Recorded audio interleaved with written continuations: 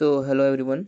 सो आज के इस वीडियो में हम लोग मिडिल मार्च, जो कि जॉर्ज एलियट के द्वारा लिखा गया है, ये करने वाले हैं। जॉर्ज एलियट का जो है असली नाम जो था वो मैरी एन इवांस था। लेकिन उस समय क्या होता था कि लड़कियों के मतलब वर्क्स को या राइटिंग्स को मतलब पसंद नहीं किया जाता था उस समय उतना, तो वो जॉर्ज एलियट के नाम से लिखती थी। पेन नेम था उनका जॉर्ज एलियट। और जो ये मिडिल मार्च जो ये नोवेल है, इसका पूरा नाम middle March a study of provincial life है। यह एक फिक्शनल टाउन जिसका नाम मिडिल मार्च है उसके ऊपर है। और यहाँ पर जो है मतलब मेनली बहुत सारे मतलब एक टाउन है, उसके वहाँ के जो लोग रहते हैं एक दूसरे से कनेक्टेड है और उनके लाइफ के बारे में ये मतलब कि ये नोवेल है।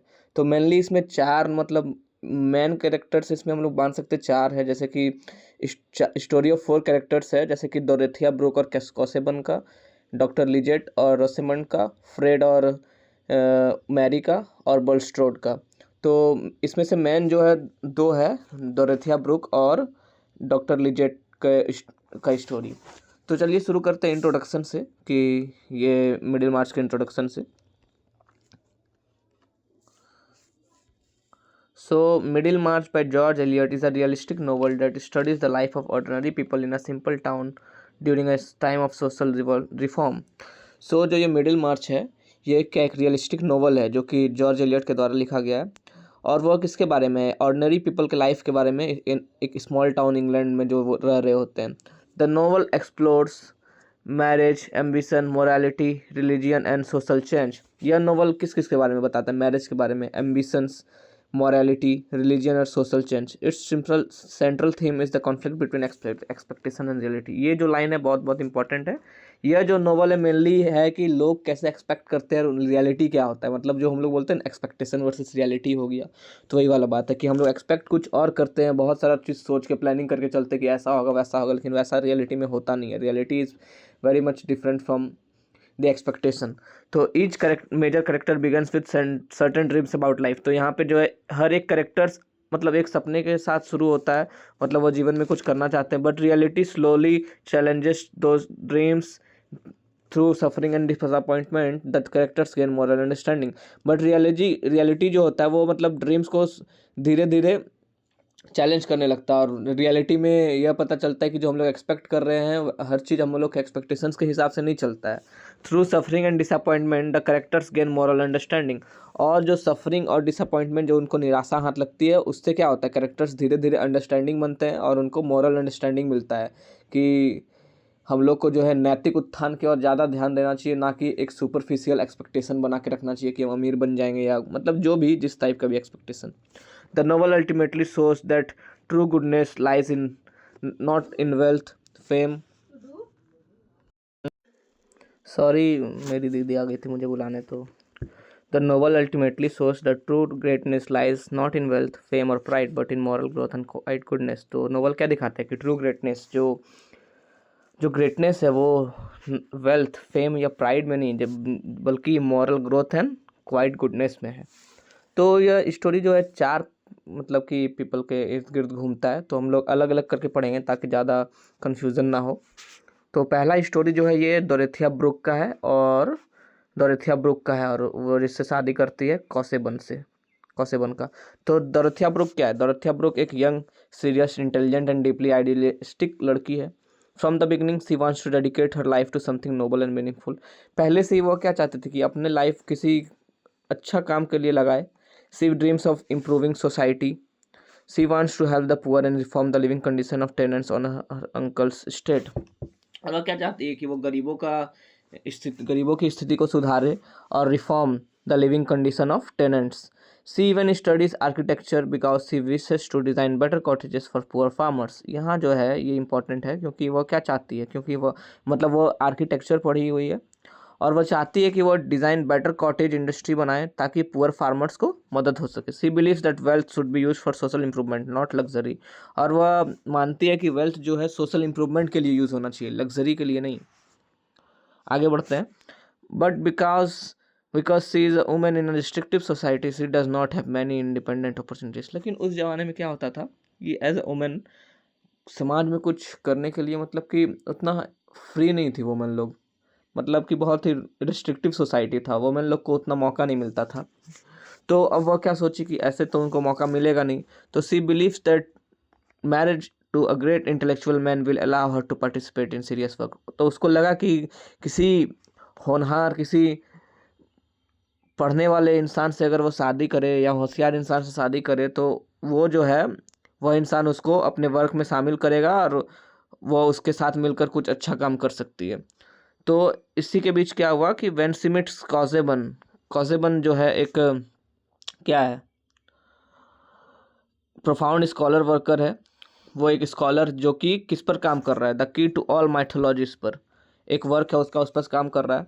तो जब वह मिलती है कॉस्बन से, she imagines him as a profound scholar working on the key to all mythologies. तो उसको लगता है कि यह बहुत होशियार है क्योंकि ये किस पे काम कर रहा है, कि स्कॉलर वर्क पे काम कर रहा है, Key to all Mythologies. She thinks helping him in his research will be her noble life purpose. तो अब उनको लगा कि अब उससे वो शादी करके अगर वो उस प्रोजेक्ट में उसको मदद करेगी तो उसके मतलब नोबल लाइफ को एक पर्पस मिलेगा, नो मतलब उसका जो पर्पस है लाइफ में कुछ अच्छा करने का तो वो पूरा हो जाएगा। She believes she will assist him in producing a great intellectual achievement that benefits humanity. और वो उसको लगता है कि वो उसका मदद करेगी किसमें, producing a great intellectual achievement that benefits humanity, ऐसा काम करने में जो कि ह्यूमैनिटी के लिए बेनिफिशियल होगा। किसके साथ मिलके, अपने हस्बैंड, मतलब अभी तक उनका शादी नहीं हुआ है, मतलब वो ऐसा सोच रही है जब कॉसेबन से मिली तो कि उसके साथ अगर हम शादी कर लेते तो उसके साथ मिलकर हमको काम करने का मौका मिलेगा जो समाज के लिए कुछ अच्छा होगा, हम लोगों के लिए कुछ अच्छा कर सकते हैं। तो चलिए आगे चलते हैं। तो अब एक जो लड़का था उसका नाम है शम्स। और एक बात मैं बताना भूल गया कि जो वो कॉसेबन है बहुत ही अधेड़ उम्र का आदमी है, मीन्स 45+ ईयर्स का आदमी है। और ये जो है डोरेथिया ब्रुक ये 19 to 20 ईयर्स की होगी। तो फिर भी वो क्या होता है कि उसे मतलब कि उसको पसंद आ जाता है वो कॉसेबन, मतलब पसंद नहीं आता है, बस वो इसलिए सोचती है कि उससे शादी कर लेगी क्योंकि उसके साथ मिलके वो काम कर सकती है। तो उसी समय जो है एक सी रिजेक्ट्स सर जेम्स चट्टम। जेम्स जो है, जो एक लड़का है जो उससे प्यार करता है, उसको वो रिजेक्ट कर देती है शादी करने से।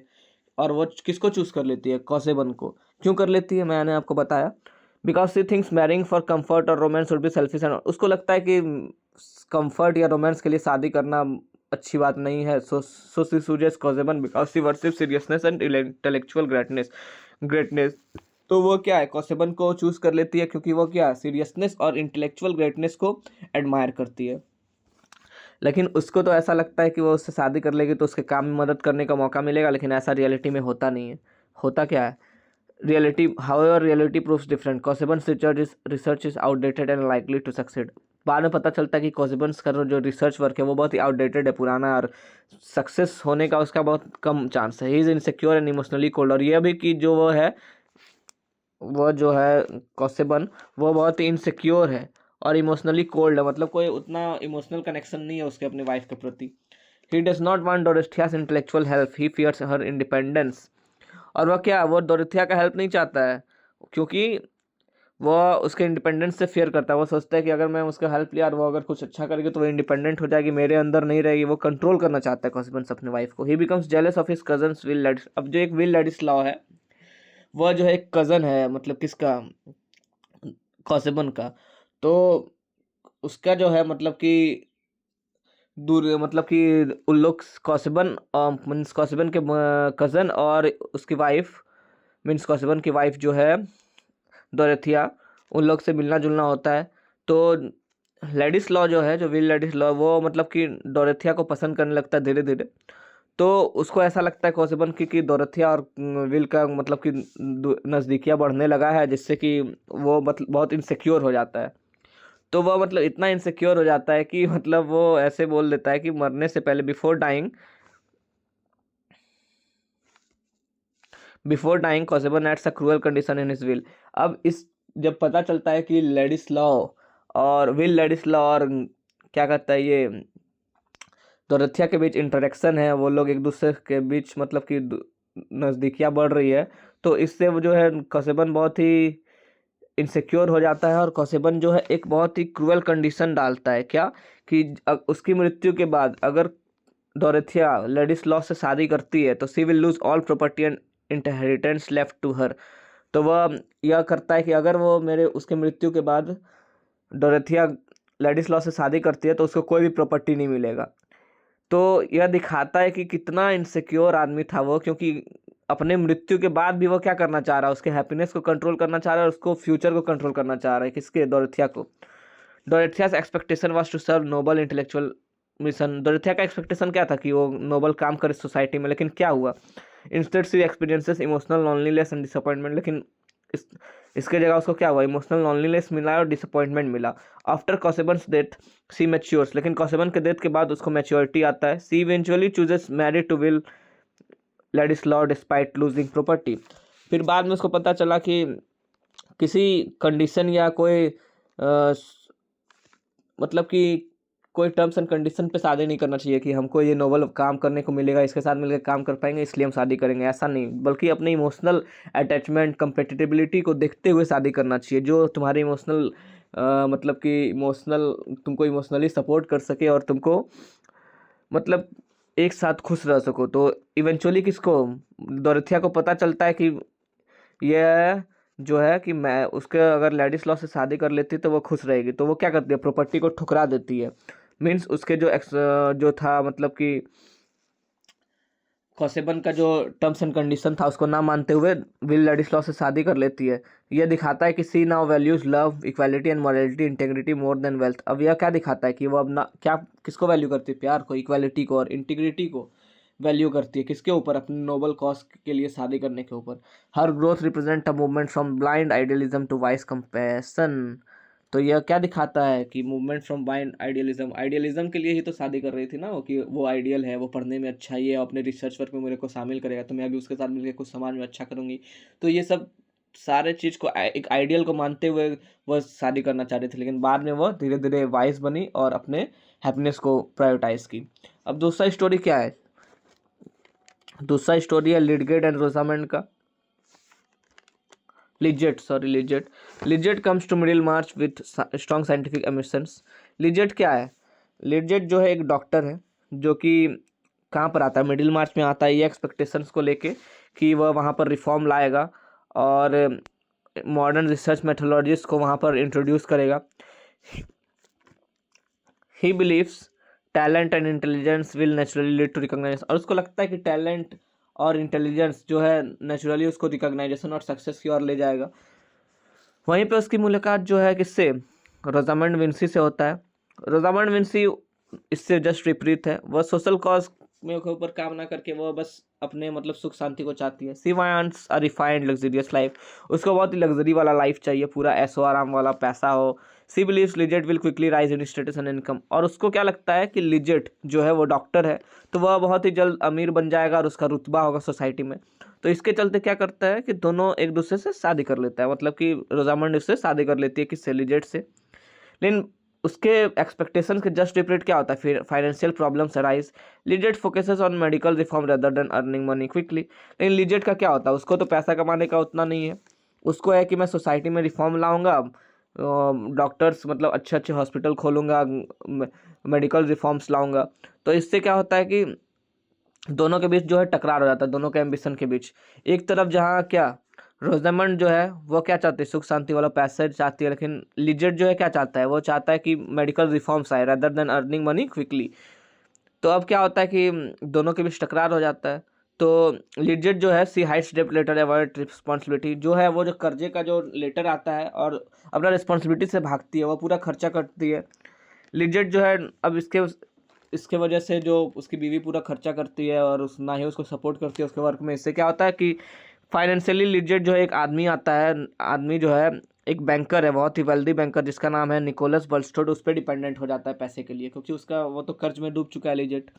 This connection becomes dangerous when Bulstrode secret past is revealed.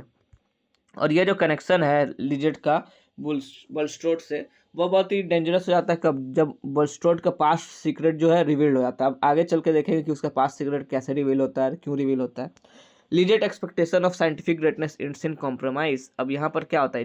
अपने रॉन्ग पार्टनर को चूज़ करने की वजह से उसका क्या होता है कि उसका जो एक्सपेक्टेशन था क्या साइंटिफिक ग्रेटनेस का कि वो मेडिकल रिफॉर्म आएगा, वो उसको कॉम्प्रोमाइज़ करना पड़ जाता है। He eventually becomes an ordinary doctors and give up on his dreams of medical reform. और वह क्या करता है, अपने ड्रीम्स पर इवेंचुअली गिव अप कर देता है कि वह बहुत ही अच्छा डॉक्टर बनेगा और मेडिकल रिफॉर्म्स लाएगा, लेकिन अल्टीमेटली एंड में क्या होता है कि वह एक ऑर्डिनरी डॉक्टर बन के रह जाता है और उतना कोई रिफॉर्म वॉर्म नहीं ला पाता है। तो क्या दिखाता है ये, this marriage shows how ambition collapse when partners do not shared values. यह दिखाता है कि अगर पार्टनर सही नहीं हो तो कैसे एम्बिशन कोलैप्स कर जाता है, क्योंकि दोनों का वैल्यूज सेम नहीं है। मतलब एक तरफ जहाँ उसकी पत्नी चाहती है कि ऐशो आराम वाला ज़िंदगी, उसको पैसा चाहिए, रुतबा चाहिए सोसाइटी में, तो वहीं दूसरी तरफ लिजेट जो है वो डॉक्टर है, वो चाहता है कि सोशल रिफॉर्म लाए, किस तरह से मेडिकल में रिफॉर्म ला के अच्छा हॉस्पिटल खोल के अच्छा ट्रीटमेंट दे के, लेकिन ऐसा नहीं हो पाता है क्योंकि दोनों के क्या मॉरल वैल्यूज़ के बीच डिफरेंस है। अब जो है एक चौथा मतलब तीसरा स्टोरी है फ्रेड एंड मैरी गर्थ का। फ्रेड जो है क्या है, रोसेमंड का भाई है, और जो मैरी गर्थ है वो उसकी लवर है, मतलब दोनों एक दूसरे से प्यार करते हैं। तो फ्रेड जो है एक्सपेक्ट करता है क्या, फ्रेड जो है बहुत केयरलेस टाइप का इंसान है। वो एक्सपेक्ट करता है कि वो अपने अंकल से एक दिन बहुत सारा धन संपत्ति उसको मिलेगा, मिस्टर फेदरस्टोन। फेदरस्टोन कौन है, एक बुड्ढा है, बहुत ही वेल्दी है और मैनिपुलेटिव और सस्पिशियस है। फेदरस्टोन बहुत बहुत ही अमीर आदमी है, उसकी टाउन में कोई इज्जत नहीं करता है, लेकिन फिर भी वो अपने पैसे से सबसे अपनी इज्जत करवा ही लेता है। Fred believes he will automatically receive property and money. Fred को लगता है कि वो उसको प्रॉपर्टी ऑटोमेटिकली मिल जाएगा, किससे, अपने वो अंकल से। Because of this expectation Fred behaves carelessly, he avoids responsibility and wastes time. इसलिए उसको लगता है कि मेरा तो बैकअप तो है ही, मुझे सारा प्रॉपर्टी अपने अंकल से मिल जाएगा, तो वो क्या करता है, बहुत केयरलेसली बिहेव करता है और अपने रिस्पॉन्सिबिलिटीज से भागता है और अपना टाइम वेस्ट करता है। लेकिन होता क्या है कि जब फेदर स्टोन मरता है तो वो जो है वो प्रॉपर्टी इसके नाम ना करके किसके नाम कर देता है, किसी और के नाम कर देता है। किसी और के नाम के मतलब यहाँ पर वो लिखा नहीं गया, लेकिन वो अपना प्रॉपर्टी जो है अपने नाजायज बेटे के नाम कर देता है। किसी को पता नहीं था कि उसका नाजायज बेटा भी है, लेकिन बाद में पता चलता है कि वो अपना प्रॉपर्टी सारा अपने नाजायज बेटे के नाम कर देता है। Fred receives almost nothing, his dream of easy wealth collapses. और फ्रेड को क्या कुछ नहीं मिलता है, एक पेनी भी नहीं मिलता है, और उसका जो वेल्थ जो था, इजी वेल्थ कमाने का कि आराम से मेरे को संपत्ति मिलेगा और मैं ऐश करूँगा, वो क्या हो जाता है, ध्वस्त हो जाता है उसका ये सपना। Mary Garth whom he loves, Mary Garth जिससे वो प्यार करता है, refuses to marry him। क्यों मैं उससे रिफ्यूज़ कर देती है मैरी करने से, क्या बोलकर कि जब तक तुम फाइनेंशियली इंडिपेंडेंट और अब खुद रिस्पॉन्सिबल नहीं बनेगा या हार्ड वर्किंग नहीं बनेगा, तब तक मैं तुमसे शादी नहीं करूँगी। और वो सही बात भी है, ऐसे गैर लापरवाह लड़के से कौन शादी करेगा। She values moral strength and over status, वो क्या है, मॉरल स्ट्रेंथ को वैल्यू करती है ओवर सोशल स्टेटस। तो फ्रेड अब क्या होता है, धीरे धीरे इस सब धक्का लगने के बाद वो चेंज होने लगता है। He work sincerely and become a land agent, वो बहुत ही मेहनत करता है और क्या एक लैंड एजेंट बन जाता है। His disappointment leads to maturity, और उसका जो निराशा जो था पहले जो उसको लगा, धीरे धीरे वो मैच्योर इंसान में उसको बदल दिया। थ्रू फ्रेड क्या पता चलता है कि George Eliot shows that failure can produce growth when a person accepts responsibility. कि फेल होना गलत बात नहीं है, फेल्यूर कैन प्रोड्यूस ग्रोथ, लेकिन कब, जब अगर इंसान अपने फेल्यूर को समझ कर उसे एक्सेप्ट करके अगर रिस्पॉन्सिबिलिटी लेना सीखे और उस अपने ऊपर काम करे, तो वो क्या एक अच्छा और सक्सेसफुल इंसान बन सकता है। अब जो लास्ट स्टोरी है वो बुलस्ट्रोट का है। बुलस्ट्रोट का इसमें सीक्रेट सिन और पब्लिक एक्सपोजर की, उसका जो पाप किया था वो पहले जो पाप किया और वो कैसे पब्लिक के सामने आता है उसी के बारे में है। तो चलिए आगे चलते हैं। Nicholas Bulstrode appears religious and morally strict. सबको ऐसा लगता है, मतलब ऐसा वो प्रिटेंड करता है कि निकोलस जो बुलस्ट्रोड है बहुत ही रिलीजियस है और मोरली स्ट्रिक्ट, बहुत ही नैतिक वाला इंसान है, बहुत अच्छा है। He is wealthy and respected, वो बहुत ही अमीर और क्या है रिस्पेक्टेड है। He expects his religious image and money to secure permanent influence in Middlemarch. और वह सोचता है कि वो अपना रिलीजियस इमेज और मनी के द्वारा वो एक परमानेंट इन्फ्लुएंस मतलब प्रभाव बना पाएगा, कहाँ मिडिल मार्च में उसका एक रुतबा होगा मिडिल मार्च में। लेकिन जो है ऐसा होता नहीं है, क्योंकि बाद में पता चलता है कि उसका जो वेल्थ है डिसऑनेस्ट ओरिजिन से आया, मतलब गलत काम करके वो पैसे कमाया। In his past he was connected with a man named Raffles, जो पास्ट में था एक वो आदमी के साथ जुड़ा हुआ था जिसका नाम रेफल्स था। बुलस्टर्ड had been involved in questionable financial dealings and had suppressed information about Will Nixon's rightful inheritance। और वो जो है बुलस्टोट क्या है, किस पे था, क्वेश्चनेबल फाइनेंशियल डीलिंग्स, मतलब गलत काम तरह से पैसे बनाने के जुर्म में वो में था। और हैड सप्रेस इन्फॉर्मेशन अबाउट, और इन्फॉर्मेशन किसके रिगार्डिंग, विल्स लेडिस्लो जो राइटफुल इनहेरिटेंस था उसका, जो उसके मतलब कि सप्रेस्ड कर दिया था उसका राइटफुल इनहेरिटेंस को। The person who reveals Bulstrode secret is John Raffles, और जो पर्सन जो कि बुलस्टोट सीक्रेट को रिवील करता है उसका नाम क्या है, जॉन रेफल्स ही है। An old associate from his past, Raffles expose Bulstrode wrongdoing because.